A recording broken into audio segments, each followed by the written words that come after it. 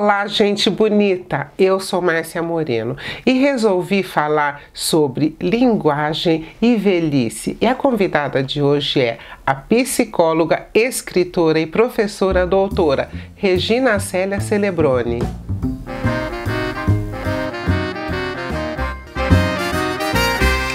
Regina, muito obrigada por você me receber aqui no seu consultório. Eu que agradeço essa oportunidade e o privilégio de poder conversar com você.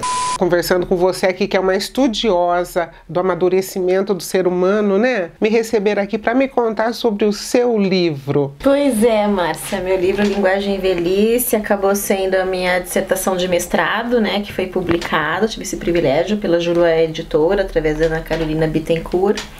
E eu escrevi acerca de qual é o papel da escrita no processo de envelhecimento. Então eu acompanhei um grupo de idosos, escritores dessas narrativas autobiográficas, numa unidade de saúde na Praça Ouvidor Pardinho, aqui em Curitiba, que tinha um convênio com a Universidade Tuiuti do Paraná, sobre coordenação da professora Gisele Massi, que foi minha orientadora de mestrado e doutorado. Nós dávamos voz a esses idosos para que eles contassem suas histórias. E eles vinham dizendo, não estudei muito, tenho um baixo nível de escolaridade. Nós dizíamos, não tem problema. Na gramática, qualquer corretor de texto coloca, mas a sua história é singular, única e pessoal, tem uma riqueza que só você tem.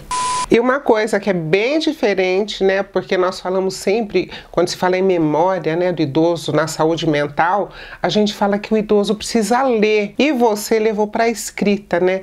A escrita imortaliza. O que fala se perde na oralidade. Então esses idosos se puseram a escrever as próprias histórias e eu fui perguntar para eles que sentido teve na vida deles essas escritas. E um disse assim, imagina um dia um neto chegar na prateleira e ver um livro que a avó escreveu aos 82 anos e saber da história da avó. É um jeito de estar no mundo ainda depois que a gente morre. Então veja os escritores, quando a gente lê, né, eles ainda estão vivos, a memória ainda está presente, e, né, eles se presentificam através da escrita. Então escrever é ser, escrever é um lugar, escrever nos dá um lugar.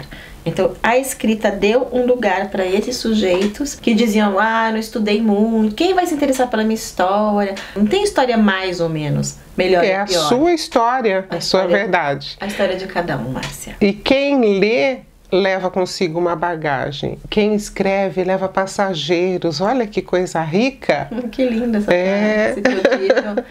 frase. Sim, porque ao ler se inspira e diz, se ele pode, eu também posso.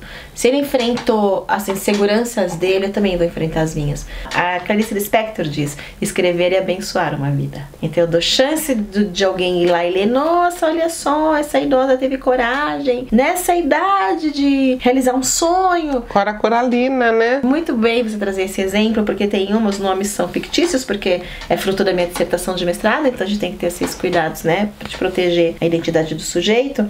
E eu dei o nome para ela de Lígia, mas ela diz assim, Regina, que importância que tem escrever história agora depois de velha? Se fosse nova ainda iam querer saber. Eu falei, olha, a Cora Coralina foi escrever com uma idade bem avançada no tempo, né, na sua maturidade, né. Esses dados de pesquisa que incentivam outros idosos a terem coragem de dar esse passo e para encontrar um lugar de sujeito, ter voz, né, ser reconhecido pelo outro, porque esses livros que eles escreveram são catalogados na Biblioteca Nacional. Então se bater o nome deles no Google, eles são escritores. Regina, e a capa do seu livro tem um objeto aqui que significa muita coisa na vida de todo mundo, que é uma máquina de costura. Que por sinal, é essa aqui? É essa daí, Marcelo. Tem uma história muito afetiva, porque cada capítulo que eu terminava da minha dissertação de mestrado, eu via para São Paulo cheirar minha avó. E o computador estava em cima dessa máquina lá em São Paulo, e com as vivências com a minha avó, me veio o final desse trabalho, onde eu trabalhei um teórico chamado Mikhail Bakhtin, que ele vai dizer que a gente tece com os fios dialógicos da linguagem. Tava com o computador, a máquina em cima da máquina, que a avó teceu roupa para os filhos, aí eu pirei o cabeção, né? Então, ali veio o fim da minha dissertação. Agora aqui, essa máquina sentada sobre a máquina que a avó teceu roupas para os filhos, eu teço o final, uma tessitura de novas roupagens para a velhice, bem poeticamente. E aí, quando a minha avó veio a falecer, essa máquina acharam por bem me darem de presente, e porque o final desse trabalho surgiu em cima dessa máquina e porque a velhice da minha avó me inspira a me aproximar dos velhos, nada mais, né, eu tive desejo de pôr essa máquina como capa e a dona da editora então concedeu. E eu não sabia, Márcia, como disse você, que eu ia me comunicar com tanta gente, que eu ia fazer um vínculo com tantas pessoas. Quando elas olham a capa do livro, elas dizem: meu Deus, a minha avó teve uma, minha tia teve uma, minha madrinha teve uma, alguém teve uma. Regina, muito obrigada. Eu agradeço a oportunidade, né? Quem fala, seus males espanta, né?